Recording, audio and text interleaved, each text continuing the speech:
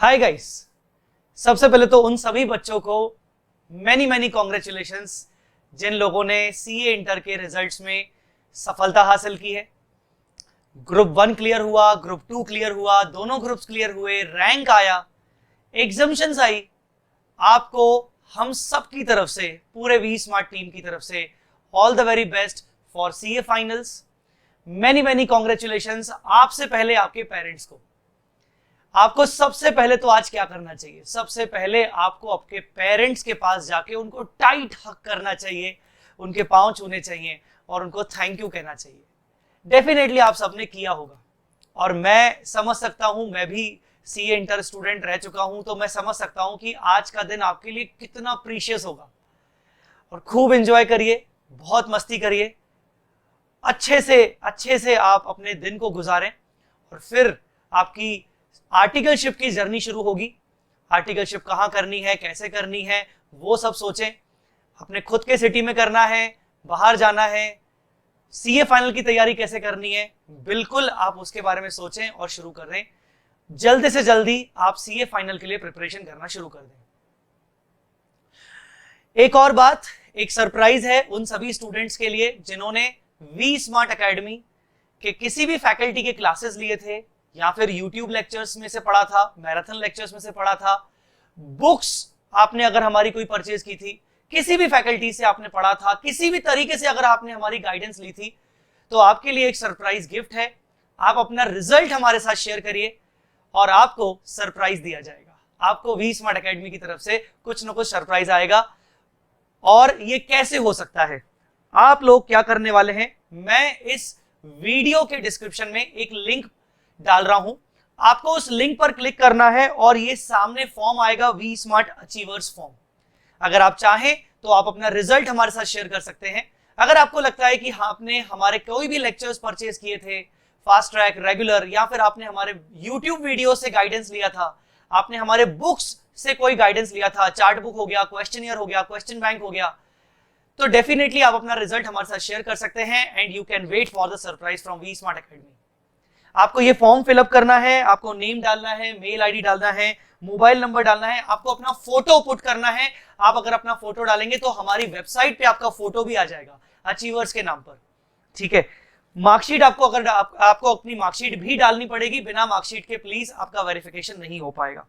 अगर आपको कोई रैंक आया है तो वो रैंक डालेंगे। आपने जो भी सब्जेक्ट, आपने जिस सब्जेक्ट का भी गाइडेंस लिया था वी स्मार्ट एकेडमी से, आप वो सब्जेक्ट के मार्क्स डालेंगे। आपने ये कोर्स कैसे परचेज किया था कि नहीं किया था, या अगर आपने सिर्फ यूट्यूब से अपना देखा था तो आप अदर वेबसाइट भी डाल सकते हैं। आप अपना एड्रेस जरूर डालिएगा, सरप्राइज के लिए आप अपना एड्रेस जरूर डालिएगा। सो चलिए, wishing you all the very best for future.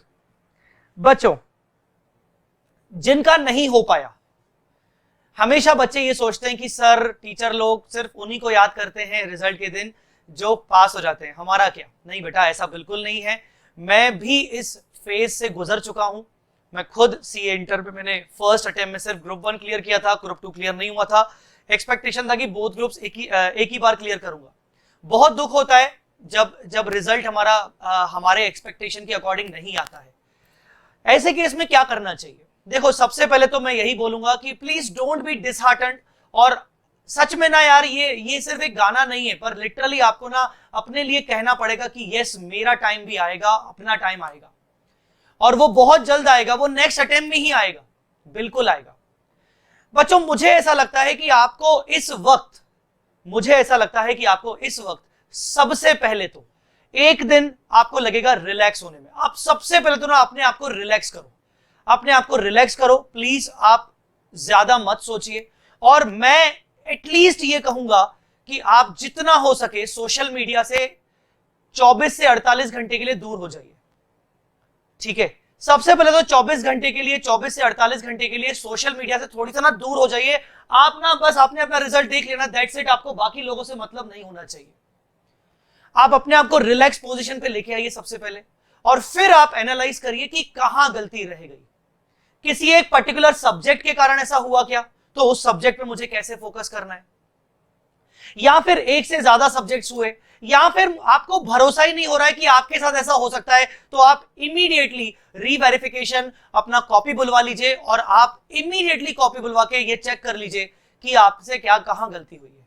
कई बार ऐसा होता है कि हमें ऐसा लगता है कि यार मेरा इतना अच्छा होना चाहिए था पर क्यों नहीं हुआ, तो कॉपी बुलवा के सजेस्टेड आंसर से जरूर चेक करिएगा। अगर आपको इसमें हमारी गाइडेंस की जरूरत है तो हम जरूर बैठे हैं, मैं, विशाल सर, रवि सर, विजय सर, सब लोग आपके साथ हैं और जरूर आपकी हेल्प करेंगे। सारा वी स्मार्ट एकेडमी आपके साथ है।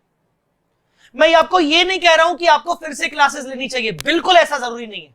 वो तो डिपेंड करता है हर स्टूडेंट के ऊपर कि उसको अगर लगता है कि हाँ यार मैंने पढ़ाई नहीं की थी और मैं उस सब्जेक्ट में कहीं ना कहीं कंफर्ट नहीं ले पा रहा हूं, तो कहीं ना कहीं उसको सोचना चाहिए कि यार उसको कौन सा टीचर अच्छा लगता है, उसको कौन सा सब्जेक्ट में प्रॉब्लम रहता है, आप उसका फास्ट ट्रैक क्लास लीजिए क्योंकि आपके पास टाइम कम है।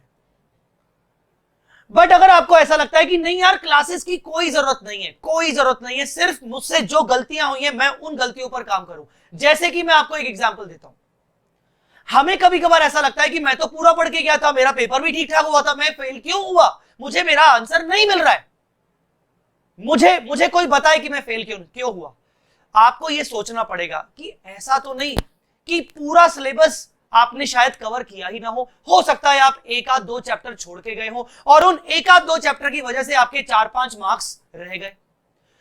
अब हो सकता है कुछ ऐसे स्टूडेंट्स हो जो ये कह रहे होंगे कि यार मैं तो पूरा करके गया था सर, फिर भी ऐसा मेरे साथ क्यों हुआ। होता है, मेरे साथ पर्सनली ऐसा हुआ था। फिर जब मैंने एनालाइज किया तो मुझे लगा कि यार मैं पूरा सारे चैप्टर्स तो सारे करके गया, पर उन चैप्टर्स के अंदर जितने भी कॉन्सेप्ट्स होते हैं मैंने उनमें से कुछ कॉन्सेप्ट्स को ढीला छोड़ दिया था, कुछ कॉन्सेप्ट से मुझे डर लगता था तो मैंने उनको इग्नोर कर दिया था, कुछ क्वेश्चंस को मैंने इग्नोर कर दिया था, प्रैक्टिकल सब्जेक्ट्स में मैंने क्वेश्चंस की अच्छे से प्रैक्टिस नहीं की थी।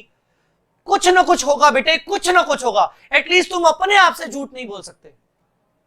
तो मैं यही कहूंगा कि सबसे पहले तो अपने आप को रिलैक्स करो, 24 से 48 घंटे के लिए अपने आप को बिल्कुल रिलैक्स पोजीशन पर लेके आओ और सोशल मीडिया से दूर हो जाओ और अपने आप को, अपने घर वालों को यह जरूर कहो कि नहीं, अगली बार मेरा टाइम जरूर आएगा।